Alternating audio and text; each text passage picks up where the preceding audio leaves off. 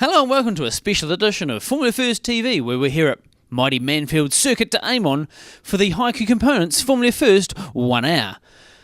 Today we'll have 10 competitors with 2 dual drive cars running today in a staggered format on the grid, and they'll be racing for an hour, 2 pit stops, and to bring in more on the race, we'll have our local Formula First expert, Jonathan Morton, with his new innovation this year, explain how it's going to work.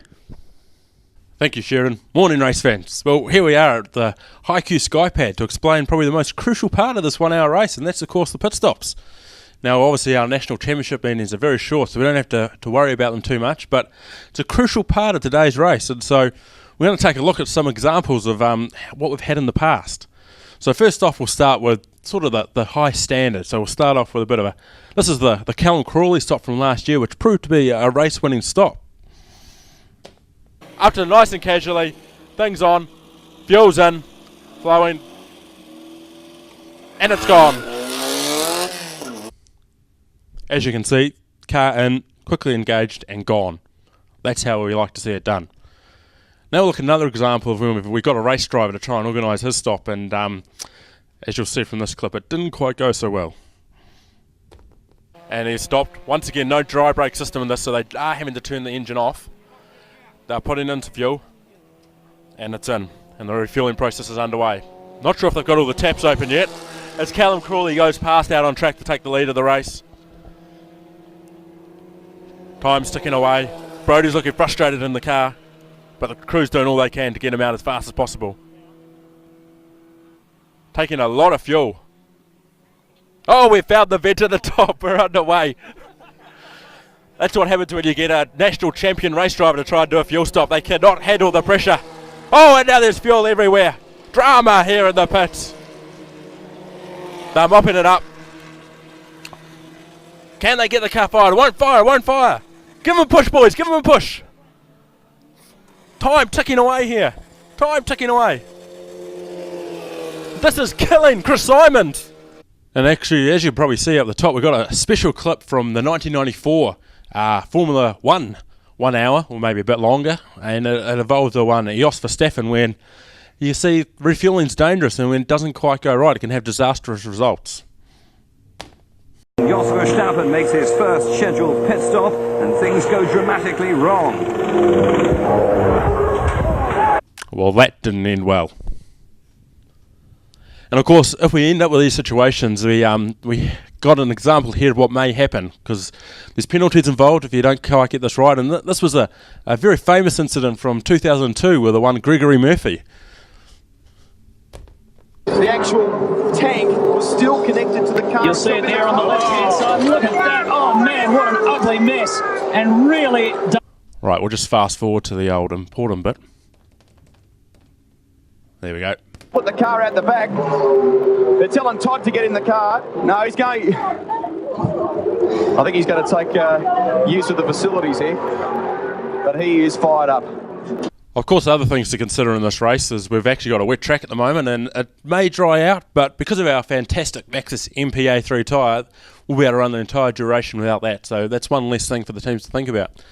So really, it's all up to the drivers now, and they're getting ready for the cars, so we'll throw down to Sheridan on the grid.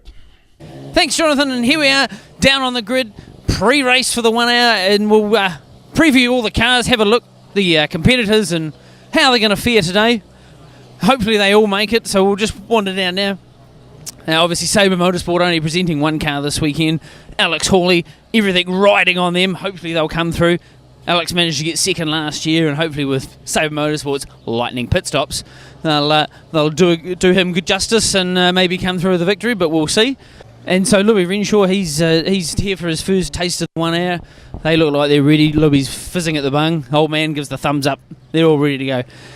Amy Smith, she's back again. She wants to win it. She's been on the podium.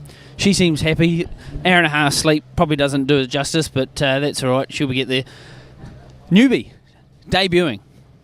Rob Baker in the ex-Paul Butler, ex-my car, ex-a few other people's cars. And he's here for the 1 hour. Probably a big test session for him. He actually starting off the pole in his debut year. Now we move down to Team Foster, and Jonathan, actually, you've just come in from your Sky Pad, and you've got a bit of news. Yeah, a bit of a late drama before the start of the race. There's actually been a setup change on the driving compartment on the dual drive car in the 47 Foster machine, with a Foster actually being on board now. Ian Foster's taken over the drive from Matt Hyam, who's unfortunately not been able to make it. So it's going to be the 08-09 champion with the 2003-2002 champion, leading a championship charge in that car. Oh, well, that could be a bit exciting. So we'll see how they go, and of course Liam running his car. He's off the back, and we'll see if we can get a quick word with Liam. Jensen obviously helping out with the refuelling in their car. Rob Hurst looking for his marbles. Liam, you're off the back. 120 seconds behind. Do you think you can still win it? I hope so. No, it's 80 seconds. Is it, I thought it was 120. 80 seconds. Oh, it'll be easy. Hopefully. maybe a safety car in the first few laps. I'm sure we can organise that for you. There we go. All right, good luck, mate. Later, eh? Yeah, okay. Good luck. As Rob Hurst still looks for his marbles, and of course here's the champion car, I suppose you'd call it, the 02-03 champion, Jonathan. Now we move down to another interesting car, the ex-Kyle George, ex-Ian Foster championship winning car, recently purchased by Ron Carter. Yeah, it's actually a bit of a laugh. We've got the obviously the two Foster cars, and then the Foster championship car in red, and then the Paul Butler championship car in red. So we've got all our champions lined up, and they're all sort of interlinked in some way. It's a bit of a red brigade, and it looks like Ron Carter's come up with a great system of refuelling to be nice and quick. He'll certainly be one to watch in the fuel stops. I think they're a well-oiled machine there. No pressure. Yeah, Now top pit crew, that's what I hear. Now we move down to Team Challenge, and we've got Sean Logan and Jared Nicholson in the 21 and Taylor Hurst in the 60 car, and it appears that Craig Greenwood wants to talk to someone on his headset there, but whether anyone wants to talk back to him is a different story. Depends on the legality of it. And final entrant, Dave Scammell. He comes out every year, whether he's helping someone refuel or drive, but he's here again, once again, doing the biz. And that's our field set for the 1 hour. And Jonathan, any predictions? I tell you what, I can guarantee you this: there's going to be a winner, there's going to be some losers, and there's going to be another winner in the dual drive. So there you go. That's a really expert opinion. I've thought long and hard and analysed the field over and over again in about the last 3 seconds, and that's my predicament at the moment. So we'll see how that plays out. All right, Jonathan. Thanks. We'll talk to you a little bit later on during the race, and I'll probably talk to you during the race because you're actually involved. You've got to do something. You probably could talk to me. Yeah. Probably won't talk back. No. That's it for a group walk. We'll now shift on to the race, which is to start soon here under cloudy skies at Manfeild, circuit to Avon. All right, Jonathan, here we go. For the first 1 hour time. Proudly sponsored by HiQ Components. Yeah, the grid's set, and I think we've got, about 5 groups out there? 6. 6 groups. Liam Foster's got the big job starting off the back, a whole 80 seconds behind the pole car, so look for him to charge through the pack. I think he'll be right up at the favourites tag for this one. He did seem pretty confident at the start, but it's going to be Rob Baker off pole position. It's a great way to get acclimatised to the car, you get an hour just to worry about it and learn. Staggered start. It's not handicapped. No. Staggered start. We're all about fair play. We'll have the national flag. Robin Bennett in charge with the starter. Paul Butler standing on the wall looking like he thinks he knows what he's doing. Here we go. And we're away. Formula First 1 hour racing. Quite an aggressive start. I think it actually popped out at first gear, but he hooked second and he was certainly off. Jared Nicholson away in the challenge.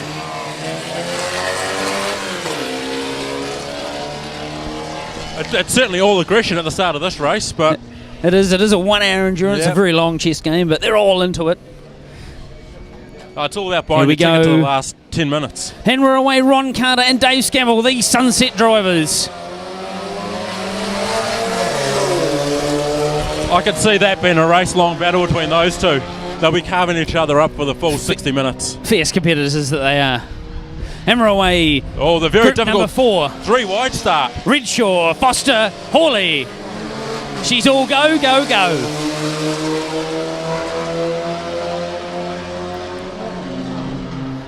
and they're still 3 wide as they enter turn 1. Now it's Hurst and Smith away in the second to last group. Just to give you an idea, Bob Baker is going through Higgins. Liam Foster sits and waits. But he will be waiting still. It's a long time, but he's away. Foster's away as Bob Baker goes down to the back straight. He's got the best part of 2/3 of a lap to make up. It's actually a bit unfair for the poor guy because he sat there for 80 seconds, so his race is only really worth 58 minutes and 40 seconds worth. But I'm sure he'll make use of all that time. Great maths, Jonathan. 1 lap down, many, many more to go. Here we come in for the first stop of the 1 hour race on the 15-minute mark. We have the Ian Foster car with Ian Foster himself. Now turn it off because there's no dry brake system. Undoing the fuel cap. We've got Sheridan Bonner on the earthing. We've got Jensen Foster undoing the fuel cap and Paul Butler, who I believe will be hopping into the car, possibly refueling the thing. All fueled up, caps back on. Cheers, mate. And there goes Paul off, ready to get ready to hop into this motor machine. Go up. He's trying to fire it up, get it fired up. And he's off. Oh, Dave. Drama. Dave Skemmel was the race leader. He's had a loop at the S's, regained, and he's still in the lead. As now we prepare for Sean Logan to come in the 21 challenge machine. We can see that they got the Earthman and Rob Hurst, the Lollipop Man, a guy holding a towel to wipe off excess fuel, and Craig Greenwood, the fuel man. No pressure on him. The crew seem a little bamboozled. The Sean Logan car's actually stopped on the track into Higgins. The crew looking a little perplexed, including myself, as I have no idea what's going on. It appears the Logan car is stuck at Higgins. We might have a safety car to recover the car. Really, he's put some spice into the sizzle of a race. The recovery vehicle's heading out, so maybe we're going to draw and do this under a local yellow. Here we go, safety car. You see what's happening here, safety cars come out, so that's really going to change up the dynamic of this race. What are people going to do? There's obviously going to be some fuel stops in here, and how's that going to change their tactics for the race? Our fuel man here, Sheridan Bonner, you can see they're coming in. It's going to be a very hectic fuel stop.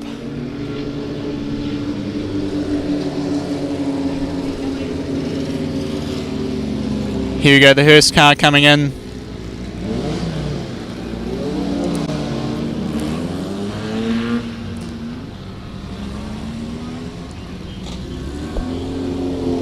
The Hurst car there with the quick disconnect fuel, and also the Sabre, both with the quick fuel disconnects, so they can leave the car running.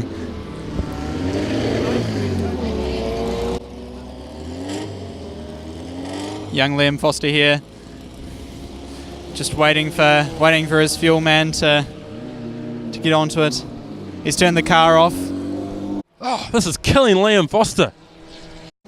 Seems as though his steering wheel seems to be a bit loose there. Might have a small problem. Oh, there's a bit of a fuel spill. Could be a 5-minute penalty here.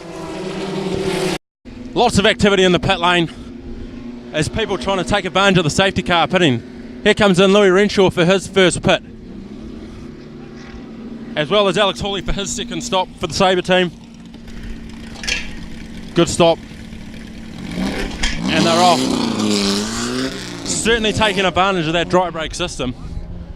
The other guys, Dave Skemmel's actually got no one filling him at the moment. I'm not too sure what the go is there. I think they're stuck on the Lewis Renshaw car. Rob Barker's off after his first fuel stop, second stop overall. Here they are, the two Fosters getting to work on Dave Skemmel's car. That's all right, Renshaw's gone. So the race is actually in a very, very interesting situation as we currently see, as they continue under the safety car. Hopefully for not too many more laps now that they've cleared the Sean Logan car.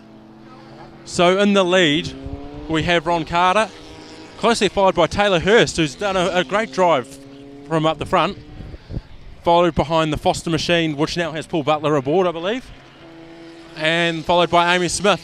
But the man that's probably made the crucial race-winning move, and I think it's a lot of that is down to his team, is Alex Hawley. He's actually cleared both his stops, and he's fifth in the train with no more stops to go, obviously. Where everybody else out there, including Liam Foster, who's behind him, followed by Rob Barker, who's a couple of laps down, Lewis Redshaw, and David Scammell, have all got at least one more stop to make. So we're a very interesting phase of this race. You know, the guys are going to have to work out now with, mind you, there's still 35 minutes to go, so anything could happen. And usually does. Safety car lights are out, so we're ready here for a restart. We're behind the wonderful Alpha safety car. And Ron Carter gets us back underway here. Be interested to see from here how this race pans out, considering everybody's back into a bunch. So it'll be about trying to work together and keep yourselves in front and keep all together and keep your lap times up, because we're still 34 and a half minutes to go. It's anybody's race. This is Ron Carter in for, this is possibly a second stop, trying to get it away early. And everyone's onto it, turning the car off. Everything's plugged in, valve's open, and the fuel goes. Hope they've got the top one turned off. That was, of course, a problem with Bramwell King from last year. Fuel side pretty good. Looks good to me. All the valve turn is off. That was a good stop. Yvonne, how'd you feel about that stop? Was that a good stop? As good as it's going to get. Fantastic. There you go. So as the clock ticks over the 30-minute mark, with half the race gone, there's still half of the race to go. Has Cliff Field ever won the 1 hour? I don't think so. He probably has. No, I wouldn't think so. I'm sure you would have been him with that. I think Cliff did win it, didn't he? Yeah, I think he probably did. Nah, he ran in Allison for a while. He wouldn't have. Well, here is Paul Butler for what looks to be an unscheduled stop. As he comes in, he thinks he's got a problem. He's turned the car off. He's been having a charge and run at the moment. There is some problem. Not too sure. Oh, plug lead's come off. Oh yes, we can see it down there. That must be the traction control system. And here we have late race drama. Drive-through penalty. Taylor Hurst out of second place. What has gone on here? Pandemonium. Absolute scenes. He was looking, but possibly been in the box seat.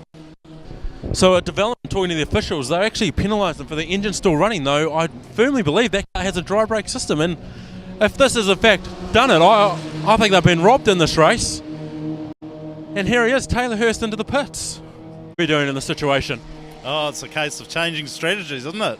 They've just got to be adaptable and try and pick your moment to get in there and keep a good pace, but make sure your pit stops optimised so you lose the least amount of time on the track. And who do you think's doing that the best so far in this race? Well, the Sabre team always very quick. Thank you very much, Tim. Oh, big fuel spill, big fuel spill. They have to do something about that. They wouldn't want to incur one of those 5-minute penalties. They start the car up, and he's off. I'll just run home. Craig Greenwood, how are you, mate? I'm happy as, mate. So the officials decided that we didn't have a dry break, even though we did, and they took it upon themselves to give us a drive-through penalty and completely destroyed our race. So I'm hoping, in hindsight, they will look at the time, take that time off pit lane, and should be able to work that out, and our place should be accordingly, because otherwise it's bollocks.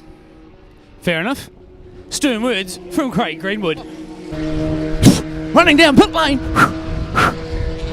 How nervous are you? It's been an hour, so I'm well used to it now, and I think we might, touch wood, maybe somewhere settle for second. Well in front, as Dave Scammell has a spin at Higgins to try and take the limelight away from the rest of the race. But it's it's Smith by a mile. Hawley and Foster battling it out for the rest of the podium. Jonathan, what an exciting race. Oh, it's looking at, and Foster's gone round the outside of Redshaw. He's gone round the outside of Redshaw. But That's I'll tell you what what, taking nothing away from this young Here we go. She's Amy Smith. Sensationally today.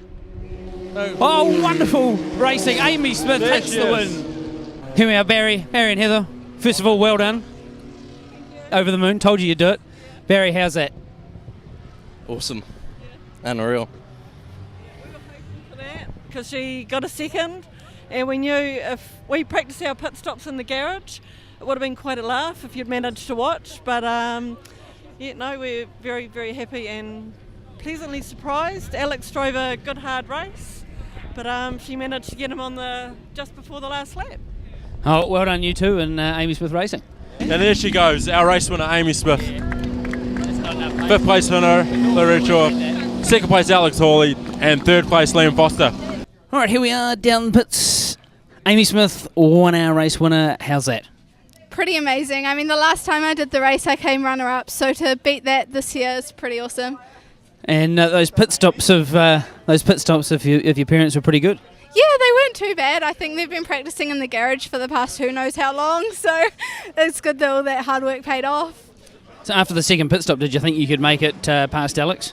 I was sort of more worried about Liam passing me than catching Alex, to be honest, but I knew that once, if Liam caught up, we could help each other to catch Alex, but that didn't end up happening. I think Liam had a bit of a moment going through Splash, and I had to do it all on my own, but it came close. It was 2.5 seconds a lap for the last 10, so well done, Amy, and congratulations on your 1 hour win. Yeah, thanks. I'd just like to say a huge thanks to my parents. They've done so much hard work to get me here. My sponsors, Paul Stockman Motors, Wheel Repair Services, Race Tech, just everyone that supported me. It's awesome. Cool, thanks, Amy. Well done. Here we are, Alex Hawley, bridesmaid, runner-up again. How was it? No, it was good. We did all we can after our 2nd pit stop. I thought we were in a pretty good position, but obviously with that group being together, just drafting of each other, doing a lot better lap times than I could do with by myself and pulling Louis along. But yeah, no, I'm happy with how the car went, and the pit stops were great. I had a pretty decent pit crew for once, can't thank the boys enough. Cool. Well done, Alex, on your 2nd place. Cool. 3rd place in the 2018 1 hour, Liam Foster. You almost had that. Honestly, I didn't know when I was driving. So you didn't really know who was in the lead and who wasn't? On the last 5 laps, Jensen put out a sign saying P260, so I don't know what that meant. But then I realised that I was actually racing Alex as well. I knew Amy was in front of me, so yeah. Oh, you had good car pace, and did you just make a bit of a mistake at the end there? I ran off at Splash once, but I had a bit of a sketchy moment. My steering wheel broke mid-corner, and it just about put me off the track. Oh yeah, that would do it. Oh, well done on your 3rd place, and we'll see you next year.